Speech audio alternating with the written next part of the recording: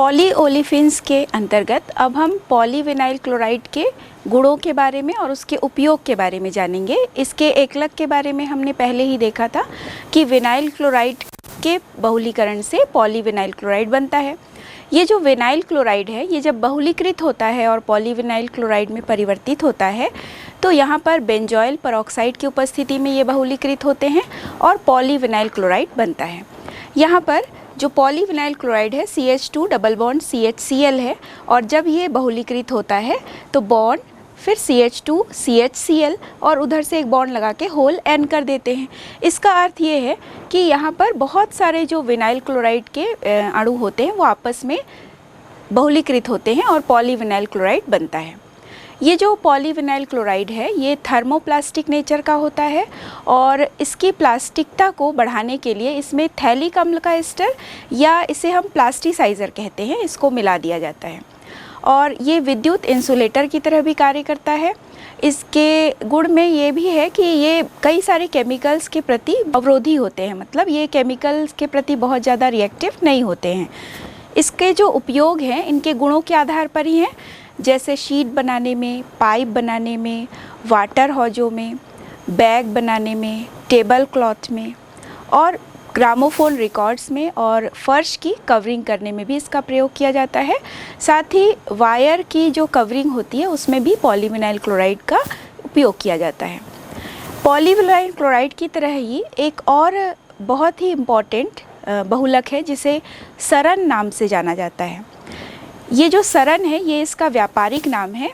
वास्तव में ये जो सरन है विनाइलिडीन डाइक्लोराइड का बहुलक होता है। विनाइलिडीन डाइक्लोराइड का जो फॉर्मूला है CH2 डबल बॉन्ड CCl2 है। इसके भी N अणु ले रहे हैं और ये बहुत सारे N अणु मिलकर विनाइलिडीन क्लोराइड के आपस में बहुलीकृत होते हैं और बनता है यहाँ पर सरन, या इसे हम पॉलीविनाइलिडीन डाइक्लोराइड के फॉर्म में भी कह सकते हैं। इसका जो IUPAC नाम है वो है 1,1-डाइक्लोरोएथीन।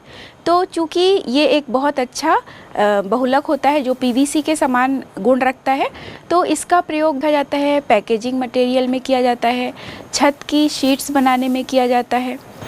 इसी पॉलीओलेफिन्स के अंतर्गत एक और बहुलक होता है बहुत इम्पॉर्टेंट, जिसे हम PCTFE कहते हैं। इसका जो पूरा नाम है पॉली मोनोक्लोरो ट्राईफ्लोरोएथिलीन होता है। तो जैसा हमने टेफ्लॉन में देखा था टेट्राफ्लोरोएथिलीन, यहाँ पर है ट्राईफ्लोरोएथिलीन, लेकिन एक फ्लोरीन जो है वो क्लोरीन से रिप्लेस हो गया। तो इसका जो फॉर्मूला होगा CF2 डबल बॉन्ड CF2 ना करके C डबल बॉन्ड C और ऊपर Cl, नीचे F, इधर भी F और इधर भी F। तो इसके कई सारे अणु आपस में मिलते हैं और बन जाता है पॉली मोनोक्लोरो ट्राईफ्लोरोएथिलीन। तो ये जो बहुलक होता है इसका नेचर भी टेफ्लॉन के समान ही होता है, लेकिन चूँकि इसमें क्लोरीन प्रेजेंट है, एक जो परमाणु है वो फ्लोरीन का ना होकर क्लोरीन का है, इस वजह से ये टेफ्लॉन की तुलना में थोड़े ताप और केमिकल्स के प्रति कम अवरोधी होते हैं। टेफ्लॉन के समान ही बहुत सारे जगह पर जो विद्युत इंसुलेशन वाले जो उपकरण होते हैं, गैस्केट्स हैं, पंप है, वॉल्व मिल है, इनमें इसका प्रयोग किया जाता है। नॉन लुब्रिकेटिंग जो बियरिंग है उसमें भी इसका प्रयोग किया जाता है। फिल्टर क्लॉथ में भी इसका प्रयोग किया जाता है। इसके बाद हम देखेंगे पॉलीमेथाइल मेथिल एक्राइलेट, इसको हम शॉर्ट में PMMA कहते हैं। ये जब निर्माण होता है तो मेथिल एक्राइलेट के पॉलीमराइजेशन से पॉलीमेथाइल मेथिल एक्राइलेट का निर्माण होता है। यहाँ पर भी जो मेथिल एक्राइलेट है उसका बनना या पॉलीमेथाइल मेथिल एक्राइलेट का जो बनना है वो कार्बनिक परऑक्साइड की उपस्थिति में ही होता है। कार्बनिक परऑक्साइड की उपस्थिति में ही जो मेथिल एक्राइलेट है वो आपस में पॉलीमराइज होता है और पॉलीमेथाइल मेथिक्राइलेट बनता है। इसे हम लेक्सिलास या एक्रिलाइट के नाम से भी जानते हैं और इसका जो व्यापारिक नाम है वो लूसाइड भी है। इसको जब बनाया जाता है तो इसका जो सूत्र है मेथिल मेथिक्राइलेट का CH2 double bond CH3 COOCH3, जब ये आपस में पॉलीमराइज हो रहा है तो यहाँ पर हम जब बॉन्डिंग देखेंगे तो ये जो C है बीच में, इस C से अगला वाला जो मॉलिक्यूल है मेथिल मेथिक्राइलेट का वो कंबाइन होता है। इसलिए जब हम इसे कंबाइन करते हैं तो ब्रैकेट लगाकर CH2 और फिर C और ऊपर COCH3 और फिर नीचे CH3, और ये जो केंद्र में C है यहाँ से हम एक बॉन्ड लगा देते हैं और ये कई सारे अणु आपस में पॉलीमराइज हो रहे हैं तो यहाँ पर होल N कर देते हैं। तो इस प्रकार से हम देखते हैं कि पॉलीमेथाइल मेथिक्राइलेट का निर्माण हुआ। तो यहाँ पर जब हम सूत्र को बनाते हैं तो ये ध्यान रखना होता है कि COOCH3 तो आगे कंबाइन नहीं होगा क्योंकि वो तो कंप्लीट है, हमें कार्बन की वैलेंसी को कंप्लीट करते हुए लॉन्ग चेन को बढ़ाना है। इसलिए जो केंद्र में कार्बन है उसको अगले वाले अणु से जोड़ते जाना है। इस वजह से C से जोड़ते हुए हम मेथिल मेथिक्राइलेट के कई सारे अणु को जोड़ते जाएंगे और PMMA का फॉर्मेशन होता है। ये जो बहुलक होता है ये कठोर होता है, पारदर्शक बहुलक होता है और इसे व्यापारिक रूप से जो नाम दिया जाता है वो है प्लेक्सीग्लास, और इस नाम से ही ये मार्केट में प्रचलित है। और इसका कई सारा प्रयोग भी है, जैसे कि लेंस बनाने में, लाइट शेड्स बनाने में, एयरक्राफ्ट की जो खिड़कियां होती है उसको बनाने में, और कई सारे प्लास्टिक के आभूषण होते हैं उनको बनाने में भी PMMA का प्रयोग किया जाता है। इसके बाद हम देखेंगे एक अगला बहुलक जो बहुत ही इम्पॉर्टेंट है, जिसे हम PAN पॉलीएक्राइलोनाइट्राइल या ऑर्लॉन भी कहते हैं, शॉर्ट में इसे PAN के नाम से भी जाना जाता है।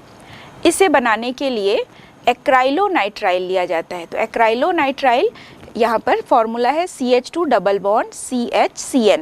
जैसा पॉलीविनाइल क्लोराइड बनाते समय हमने विनाइल क्लोराइड लिया था तो CH2 डबल बॉन्ड CHCl किए थे, यहाँ CH2 डबल बॉन्ड CHCN है। और इसका जब पॉलीमराइजेशन होता है तो फेरस सल्फेट और हाइड्रोजन परऑक्साइड के प्रेजेंस में हो रहा है और ये भी लगातार कंबाइन होता जाएगा। तो CH2 CHCN और होल N करके PAN पॉलीएक्राइलोनाइट्राइल का फॉर्मेशन होता है। ये पॉलीएक्राइलोनाइट्राइल को ऑर्लॉन, कैशमिलॉन या एक्रिलॉन इन सब नामों से जाना जाता है।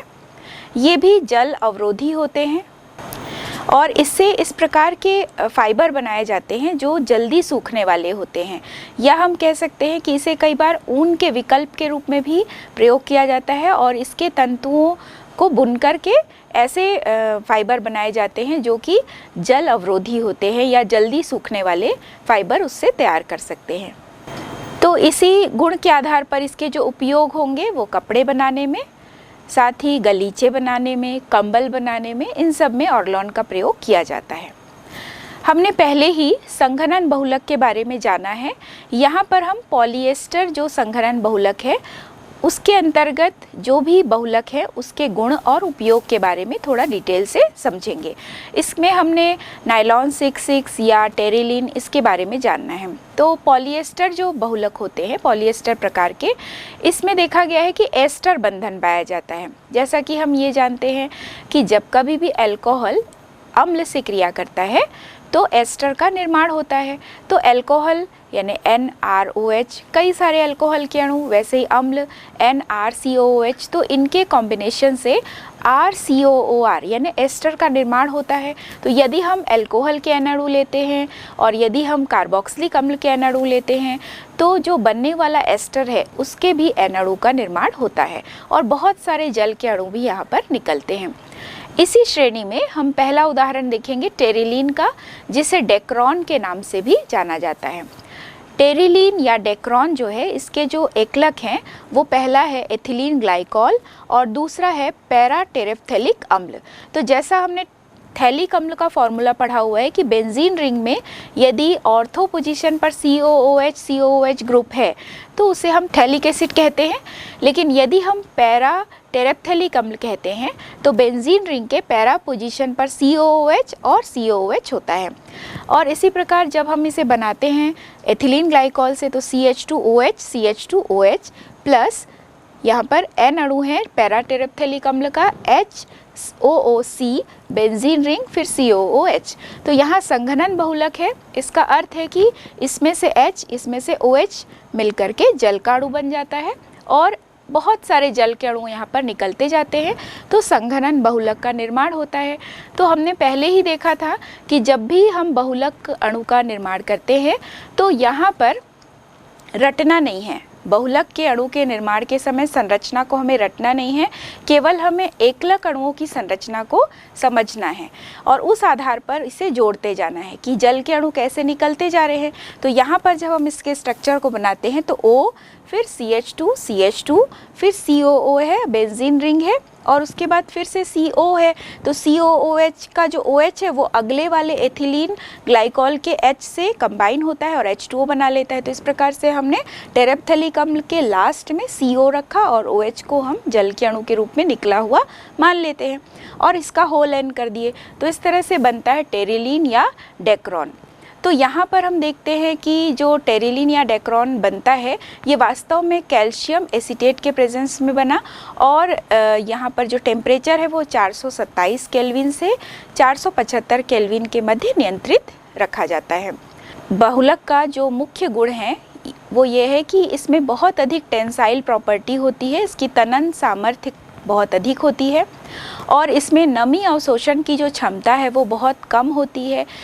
इससे बने हुए जो कपड़े हैं वो शीघ्रता से सूख जाते हैं और बहुत सारे केमिकल और कई सारे जो बायोलॉजिकल पदार्थ होते हैं उससे ये अप्रभावित होता है और इसके द्वारा जो तंतु बनाते हैं उससे बने हुए जो कपड़े होते हैं उसमें क्रीज बनी रहती है, अर्थात ये क्रीज बिगड़ता नहीं है। टेरिलीन के जो कपड़े होते हैं या टेरिलीन से बने हुए जो तंतु होते हैं वो बहुत अधिक लचीले होते हैं और मजबूत होते हैं और इन्हीं सब गुणों के कारण इसका प्रयोग बहुत सारे जगह पर कपड़ों को बनाने में किया जाता है, क्योंकि ऐसे कपड़े बनाने में जो जल्दी से सूख जाए या जिसमें नमी अवशोषण की क्षमता कम हो तो वहाँ पर इस तरह के तंतुओं का प्रयोग किया जाता है। इसका उपयोग, ये जो टेरिलीन है इसका उपयोग सूती और ऊनी जो वस्त्र हैं उनके साथ मिलाकर जब किया जाता है तो उनके जो प्रॉपर्टी होती है वो बहुत ज़्यादा मजबूत हो जाती है और उसका जो रख रखाव है, मेंटेनेंस है, वो थोड़ा सा कम लगता है। यदि इसे हम टेरिलीन को कॉटन के साथ मिला दें, टेरिलीन को यदि हम ऊनी कपड़ों के साथ मिला दें तो इसके जो ऊनी कपड़े या सूती कपड़ों का जो मजबूती है वो थोड़ा सा और बढ़ जाता है। इसी प्रकार जो डेक्रॉन और टेफ्लॉन से बना हुआ जो ट्यूब होता है वो मनुष्य की रक्त वाहिकाओं के रूप में एक अच्छा विकल्प होता है। इसी वजह से इसका प्रयोग जब हार्ट में बाईपास सर्जरी की जाती है तो इस तरह के वाहिकाओं का प्रयोग किया जाता है। टेरिलीन का जो उपयोग है वो पर्ल पेट के नाम से मोल्डेड वस्तुओं में और बोतल या जार के निर्माण में भी किया जाता है। ये जो वस्तुएं होती है यानी जो पर्ल पेट के नाम से मार्केट में वितरित है, ये जो वस्तुएं होती है वो पारदर्शक होती है और बहुत हल्की होने के कारण ये आसानी से टूटती फूटती भी नहीं है। और इस प्रकार के जो बहुलक होते हैं इसका उपयोग पैराशूट के जो कपड़े हैं उनको बनाने में किया जाता है, इंसुलेटर टेप बनाने में किया जाता है, फोटोग्राफिक प्लेट को बनाने में भी किया जाता है। इसके बाद हम देखेंगे एक अगला बहुलक जिसे हम ग्लिप्टल नाम से जानते हैं। ये बहुत स्ट्रॉन्ग टाइप का बहुलक होता है, इसे हम क्रॉस लिंक्ड बहुलक या क्रॉस लिंक्ड पॉलिएस्टर बहुलक के रूप में भी जानते हैं। ग्लिप्टल जो बहुलक है उसके दो एकलक हैं, एथिलीन ग्लाइकॉल और थैलिक अम्ल। जैसा हमने डेक्रॉन में पढ़ा था सेम वैसा ही है, लेकिन डेक्रॉन में हमने पैरा टेरेप्थेलिक एसिड देखा था, यहाँ पर हम देखते हैं थैलिक एसिड। दो एकलक है यहाँ पर, एथिलीन ग्लाइकॉल और थैलिक अम्ल। इसके संघनन से बनता है ग्लिप्टल। तो इसे बनाने के लिए देखिए NOH CH2CH2OH plus phthalic acid का फॉर्मूला रखेंगे, जहाँ पर COOH को हम ऑर्थो पोजीशन पर रखते हैं, यानी लगातार जो कार्बन है बेंजीन रिंग के साथ जो एडजेसेंट कार्बन है वहीं पर COOH प्रेजेंट है। अब जब इस चेन को हम लंबा करते हैं तो जो एथिलीन ग्लाइकॉल है उसका H और जो COOH है थैलिक एसिड का उसमें से OH ये अटैच होता है और इस प्रकार से एक लॉन्ग चेन बनता जाता है।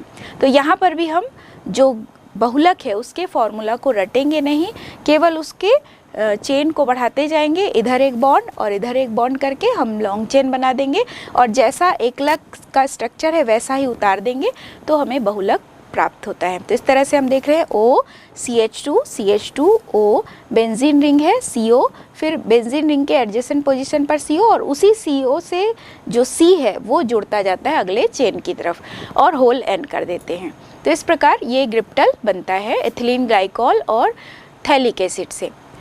जो ये ग्लिप्टल है इसका गुण हम देखते हैं कि ये चूँकि क्रॉस लिंक्ड बहुलक होते हैं और ये कई सारे जो विलायक होते हैं उसमें विलेय होते हैं और कई बार ये एक कठोर नॉन फ्लेक्सिबल फिल्म इसमें शेष रह जाती है, ये वाष्पित हो सकते हैं आसानी से और इसी वजह से इसका उपयोग जो है वो पेंट में, वार्निश में और कई सारे बिल्डिंग सामग्रियों को बनाने में ग्लिप्टल का प्रयोग किया जाता है। अब हम पॉलीएमाइड श्रेणी के जो बहुलक है जिसे हमने पहले भी देखा है उसके कुछ गुणों के बारे में जानेंगे। इस प्रकार के जो बहुलक होते हैं ये द्विक्षारकी अम्ल यानी कि यहाँ पर डाईएमीन होता है या इससे कोई दूसरा रिलेटेड कोई अम्ल भी है तो उसके संघनन से ये प्राप्त होता है। तो हमने देखा नायलॉन 6,6 पहले ही कि अमेरिका के या इंग्लैंड के जो साइंटिस्ट थे वो पहले ही इसके बारे में खोज कर रहे थे। सिल्क और ऊन के जो तंतु हैं उनकी संरचना के बारे में वो लगातार खोज कर रहे थे। इसी बीच उन्हें ये पता चला कि ऐसा भी बॉन्ड वाला कोई बहुलक है CONH प्रकार का। तो अमेरिका के वैज्ञानिकों ने पॉलीएमाइड जो बहुलक है इनका संश्लेषण किया और इन्हीं के नाम पर, इन्हीं देशों के नाम पर न्यूयॉर्क और लंदन, इन्हीं के नाम पर NY और न्यूयॉर्क से NY लिया गया और लंदन से LON लिया गया और दोनों को मिक्स करके बना नायलॉन। तो नायलॉन 6,6 का जो निर्माण है उसके जो एकलक है मुख्य रूप से हेक्सा मेथिलीन डाईएमीन और एडिपिक एसिड, इसका संश्लेषण हम पहले ही देख चुके हैं कि इनके बहुलीकरण से बनता है नायलॉन 6,6 और दोनों में ही हम देख रहे हैं कि 6 कार्बन परमाणु प्रेजेंट है। यानी एथिलीन डाईएमीन जो है, हेक्सा मेथिलीन डाईएमीन जो है इसमें 6 कार्बन है और जो यहाँ पर एडिपिक एसिड है उसमें भी हम देख रहे हैं कि 4 और 5 और ये 6, तो इस तरह से टोटल 6 कार्बन एडिपिक अम्ल में भी प्रेजेंट है, इसलिए इसका नाम नायलॉन 6,6 पड़ा। यहाँ हम मुख्य रूप से इसके कुछ गुणों के बारे में जानेंगे। नायलॉन 6,6 जो बहुलक है इसका भी जो टेंसाइल सामर्थ्य है वो बहुत अधिक होता है, तनन सामर्थ्य। ये भी घर्षण के प्रति प्रतिरोधी होते हैं, मजबूत होते हैं और रासायनिक रूप से ये भी अक्रिय होते हैं। इन्हीं गुणों के कारण इसका प्रयोग जो है बहुत जगह पर शीट्स वगैरह बनाने में, जो टूथपेस्ट के तंतु होते हैं उसको बनाने में, गलीचे बनाने में, रस्सियों को बनाने में और बहुत सारी जगहों पर जो वस्त्र उद्योग है वहाँ पर ऊन के साथ मिलाकर भी इसका प्रयोग किया जाता है। ऊन के साथ मिलाकर कई बार इससे स्वेटर भी बनाते हैं, बनियान वगैरह, मोजे, ये सारी चीज़ें बनाई जाती हैं नायलॉन 6,6 के द्वारा। इसके बाद हम देखेंगे नायलॉन 6। नायलॉन 6 जो है ये पेरलॉन L भी कहलाता है और इसका जो एकलक है वो है कैप्रोलैक्टम। कैप्रोलैक्टम का जो निर्माण है वह जो पेट्रोकेमिकल साइक्लोहेक्सेन होता है उसके द्वारा किया जाता है। तो सबसे पहले हम ये जानेंगे कि वास्तव में जो साइक्लोहेक्सेन है वो कैसे कैप्रोलैक्टम में परिवर्तित होता है। तो सबसे पहले हम यही देखेंगे कि साइक्लोहेक्सेन जो है वो पहले ऑक्सीकृत होता है और परिवर्तित होता है साइक्लोहेक्सेनॉल में और साइक्लोहेक्सेनॉल फिर से ऑक्सीकृत होता है तो बनता है साइक्लोहेक्सेनोन। अब साइक्लोहेक्सेनोन का हम देख रहे हैं कि हाइड्रोक्सिलेमीन यानी NH2OH से रिएक्शन हो रहा है तो यहाँ पर भी H2O निकलेगा और बनता है यहाँ पर ऑक्सीम। जो साइक्लोहेक्सेनोन है उसका ऑक्सीम बनता है। इस साइक्लोहेक्सेनोन ऑक्सीम के बनने के बाद इसकी क्रिया H2SO4 से कराई जाती है। तो जब H2SO4 से कराते हैं तो बैकमैन रीअरेंजमेंट होता है और इस प्रकार से कैप्रोलैक्टम का निर्माण होता है, जहाँ आप देख रहे हैं कि कार्बन परमाणुओं की संख्या 1, 2, 3, 4, 5 है और ऊपर NH और इधर CO। तो इस तरह से एक स्ट्रक्चर प्राप्त होता है कैप्रोलैक्टम का।